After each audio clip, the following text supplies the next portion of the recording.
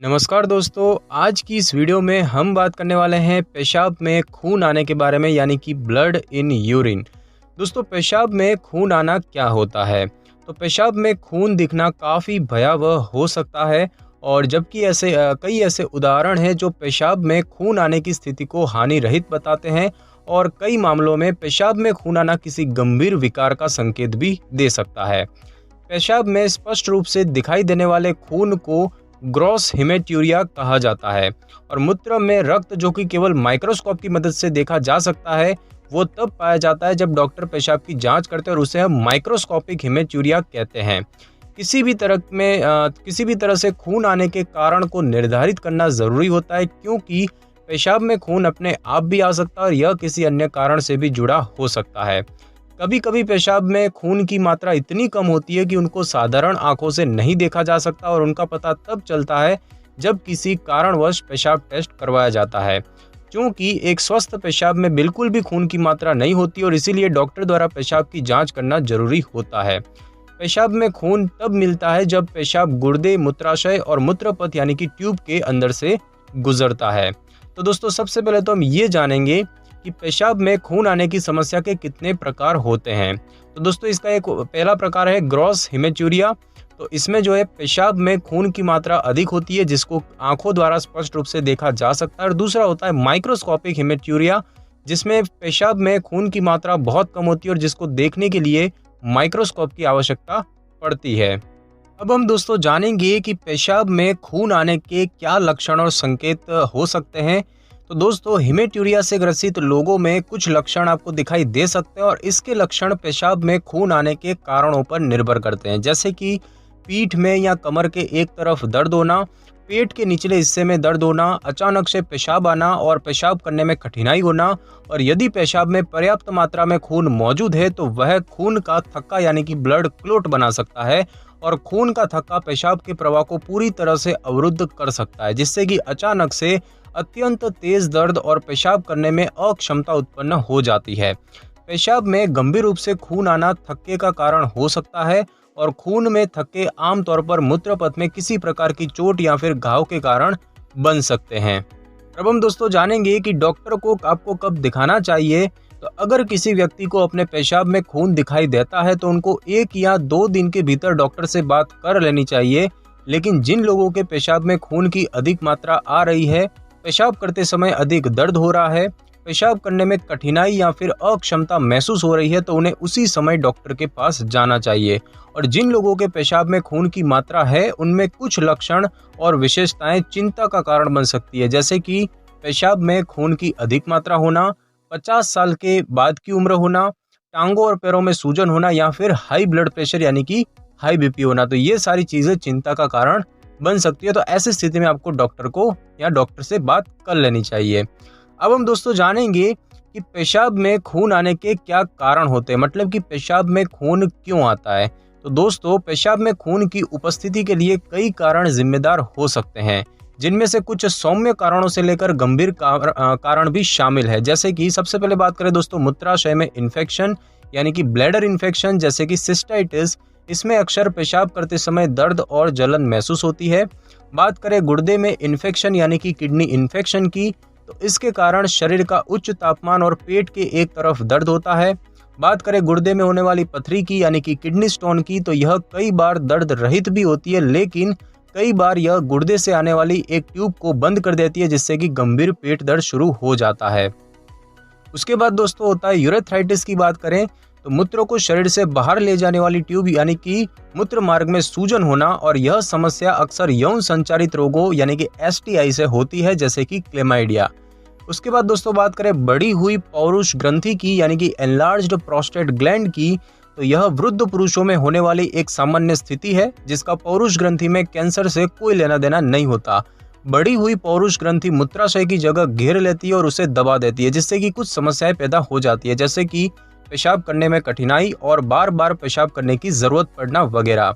उसके बाद दोस्तों बात की जाए मूत्राशय में कैंसर की, तो यह अक्सर 50 साल की उम्र के ऊपर के लोगों में होता है, और इसमें बार बार और तत्काल स्थिति में पेशाब करने की जरूरत पड़ती है, और साथ ही पेशाब करने के दौरान दर्द भी महसूस होता है। दोस्तों बात करें गुर्दे के कैंसर की, तो यह भी अक्सर 50 साल की उम्र से ऊपर के लोगों को प्रभावित करता है और इसके कारण से पसलियों के नीचे लगातार दर्द हो सकता है। और बात करें पौरुष ग्रंथि में कैंसर की यानी कि प्रोस्टेट कैंसर की, तो आमतौर पर यह 50 साल से ऊपर की उम्र वाले पुरुषों में होता है और धीरे धीरे बढ़ता है।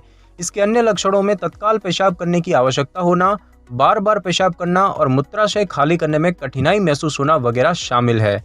तो जिन लोगों के पेशाब में खून उपस्थित होने की अधिक संभावना होती है, अगर ऐसे लोगों की बात करें तो वो लोग होते हैं जिनमें की यूरिनरी स्टोन होता है, या जो लोग कुछ दवाएं लेते हैं जिनमें कि खून पतला करने वाली दवाएं, एस्पिरिन, एंटीबायोटिक्स और अन्य दर्द निवारक दवाएं शामिल होती है, या फिर जोरदार व्यायाम करना जैसे कि लंबी दूरी की दौड़ लगाना, बैक्टीरियल या वायरल इन्फेक्शन होना, या फिर परिवार में पहले किसी को गुर्दों से संबंधित रोग हो तो उन्हें इसका जोखिम ज्यादा होता है।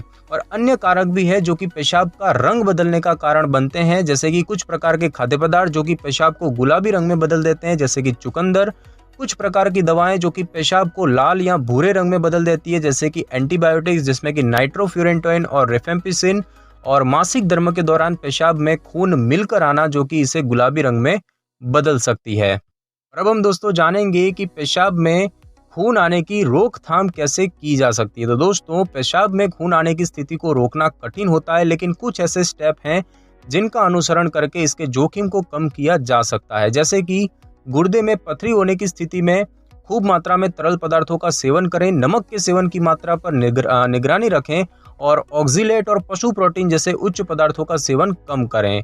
और बात करें यदि आप धूम्रपान करते हैं तो गुर्दे या मूत्राशय में कैंसर के जोखिम से बचने के लिए धूम्रपान से बचना सबसे प्रभावी उपाय है।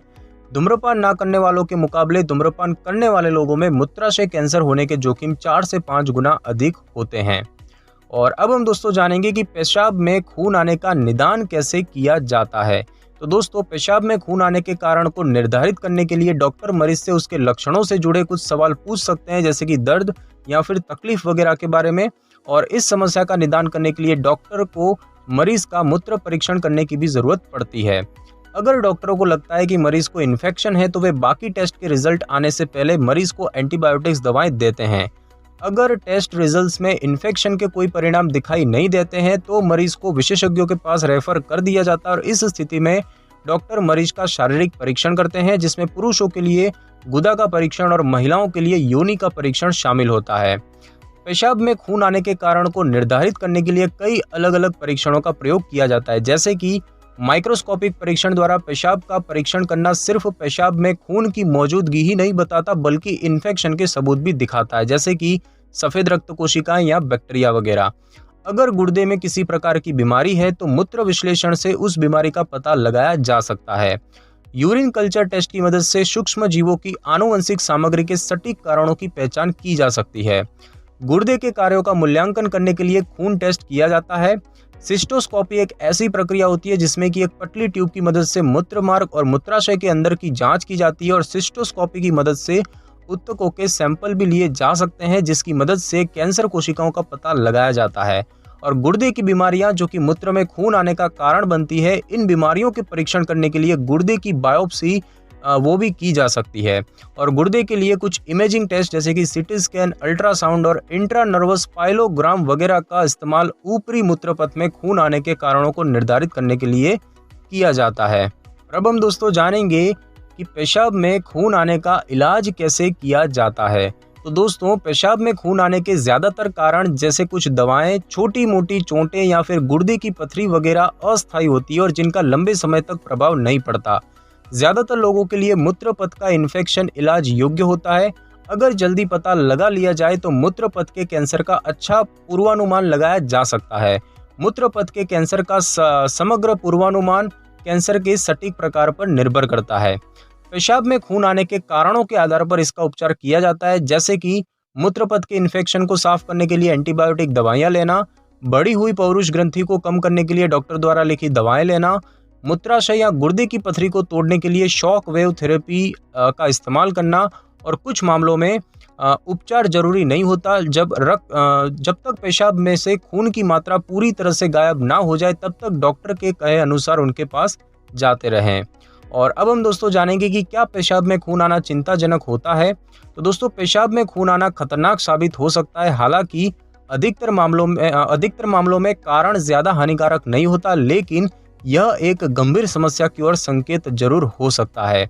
पेशाब में जो खून आपको दिखाई देता है उसे ग्रोस हेमेट्यूरिया कहा जाता है और ऐसे में इस बात का पता लगाना ज़रूरी है कि आखिर पेशाब में खून क्यों आ रहा है। और जब भी किसी को पेशाब में खून दिखे तो डॉक्टर से सलाह जरूर लेनी चाहिए। तो दोस्तों, आज की इस वीडियो में बस इतना ही। अगर आपको मेरी ये वीडियो और जानकारी अच्छी लगी हो तो वीडियो को लाइक और शेयर कर दीजिए और कमेंट करना बिल्कुल भी ना भूलें। और अगर आप हमारे चैनल पर नए तो चैनल को कर ले सब्सक्राइब और बेल आइकन के बटन को जरूर क्लिक कर ले ताकि मेरी नई वीडियो की नोटिफिकेशन सबसे पहले आपको मिल सके। Thanks for your time.